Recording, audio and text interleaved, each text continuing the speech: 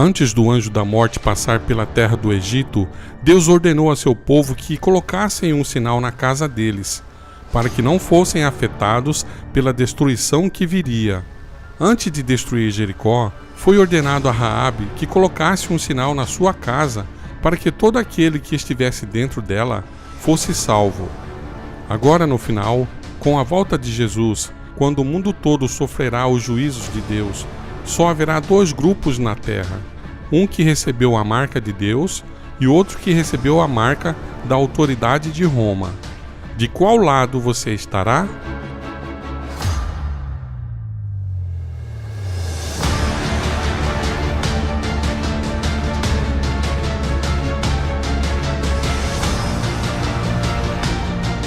Antes de falar sobre a marca de Deus, vamos só deixar claro que o Espírito Santo não é a marca de Deus.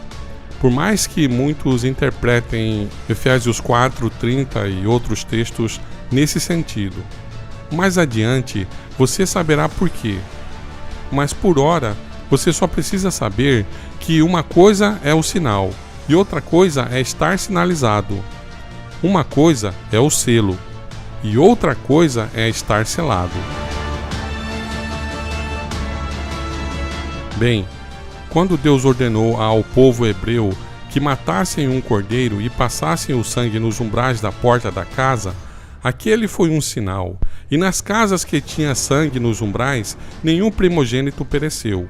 Assim também com Raabe, quando os espias fizeram um acordo com ela e falaram para ela amarrar um cordão vermelho na janela, quando Jericó foi destruída, somente a casa dela permaneceu intacta.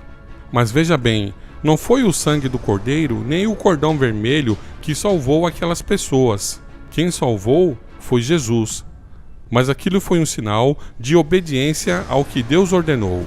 Assim também no final, o povo de Deus terá um sinal.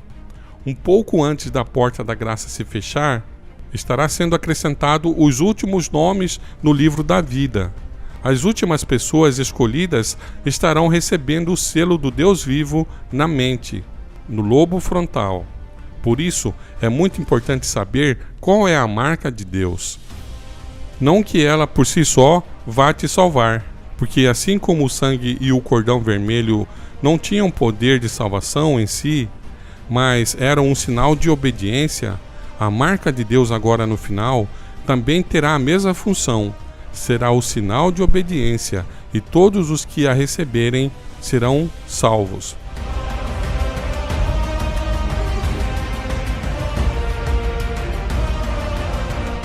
Então, se você entendeu bem até aqui, você viu que quem salva não é o sinal, mas sim Jesus.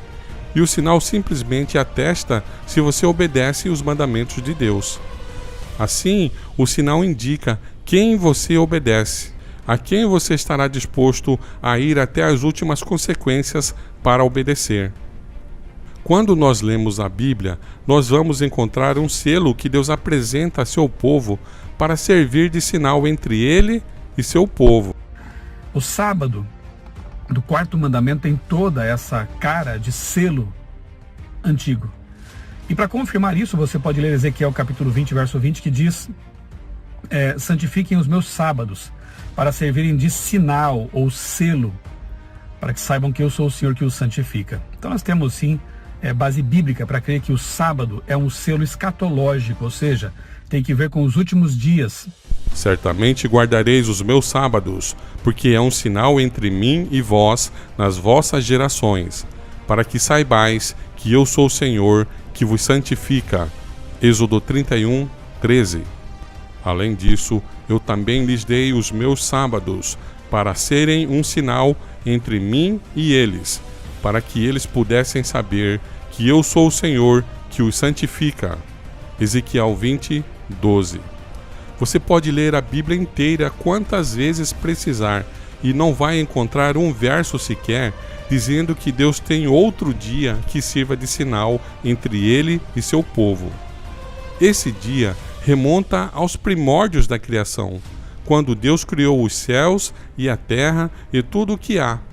E no sétimo dia ele descansou, santificou e abençoou. Então, quando o próprio Criador pega um dia, separa esse dia, descansa nesse dia, santifica e abençoa esse dia. Qual homem na face da terra tem autoridade ou poder para revogar a solenidade desse dia? Pois é esse dia, o sábado, ele é o sinal do povo de Deus. Nos últimos dias, o povo escolhido será identificado por guardar o sábado. Mas por que o sábado? Porque 9 dos 10 mandamentos, grande parte da cristandade não tem problema nenhum com eles. Eles guardam sem problema nenhum. Mas o sábado, esse é somente para os que obedecem os mandamentos de Deus na íntegra, assim como está escrito na Bíblia. Agora, vimos que Deus disse que esse dia servirá de sinal entre ele e seu povo. E vimos também que Deus vai selar o seu povo. Ele vai assinalar aqueles que pertencem a ele. E o Senhor lhe disse: vá pelo meio da cidade, pelo meio de Jerusalém, e põe uma marca sobre as testas dos homens que suspiram e choram por causa de todas as abominações que são feitas em seu meio. Ezequiel 9:4. Temos o sábado como selo escatológico. Esse selo não foi aplicado ainda sobre as pessoas. Ninguém pode dizer que esse ou aquele já recebeu a marca da besta, lá em Apocalipse 13, ou então que já recebeu o selo de Deus na testa, porque esse evento ainda não aconteceu. Mas creio que estamos próximos de ver isso acontecer. As pessoas precisam ter clareza suficiente para entender o que está acontecendo e aceitar mentalmente a aplicação desse selo. E vi outro anjo subindo do leste, tendo ele o selo do Deus vivo. E ele gritava em alta voz aos 4 anjos, aos quais havia sido concedido ferir a terra e o mar, dizendo: não ferais a terra, nem o mar, nem as árvores, até que tenhamos selado os servos de nosso Deus em suas testas. Apocalipse 7, 2 e 3. Como vimos nesse verso de Apocalipse, ninguém recebeu o selo de Deus ainda. Então, se falarem que o selo de Deus é o Espírito Santo, alguém está mentindo, ou ele ou a Bíblia, porque segundo este verso, o selo de Deus será aplicado somente no final. Antes de Jesus voltar, os salvos já estão marcados como separados. Em Isaías capítulo 8, verso 16, a Bíblia nos diz: onde está o seu selo? Resguarda o testemunho, sela a lei no coração dos meus discípulos. Apocalipse 7 diz que o selo é aplicado sobre aqueles que já estão convertidos. Em outras palavras, aqueles que estão vivendo de acordo com a lei de Deus, procurando ser obedientes aos 10 mandamentos a cada dia. Agora, quando Paulo diz que somos selados pelo Espírito Santo, ele quer dizer que é o Espírito Santo que vai fixar toda a verdade em nossa mente. Veja bem, uma carta sem o selo não está selada. Mas quando você pega o selo, passa a cola e fixa o selo na carta, aí sim a carta está selada. A cola uniu o selo à carta. A cola propiciou que a carta fosse selada. Assim, o Espírito Santo é o elemento catalisador, o agente aglutinador que vai consolidar na mente dos escolhidos não só a guarda do sábado, mas também toda a verdade, de modo que a pessoa nunca mais vai mudar de ideia. Ela nunca mais vai se apostatar da verdade. Porque até então, qualquer um pode se desviar da verdade, abandonar a fé, se apostatar.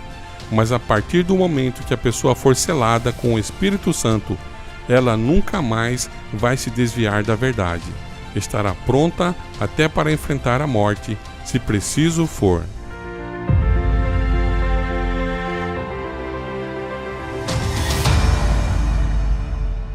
Se você tem sido abençoado com os nossos vídeos ou simplesmente gosta de assisti-los, considere apoiar nosso ministério contribuindo com quantias mensais a partir de apenas R$ 6,99. Para colaborar, pressione o botão Seja Membro no nosso canal e efetue os procedimentos. Mas se você não quiser colaborar financeiramente, pode colaborar compartilhando nossos vídeos, clicando no botão compartilhar. Muito obrigado, Deus o abençoe.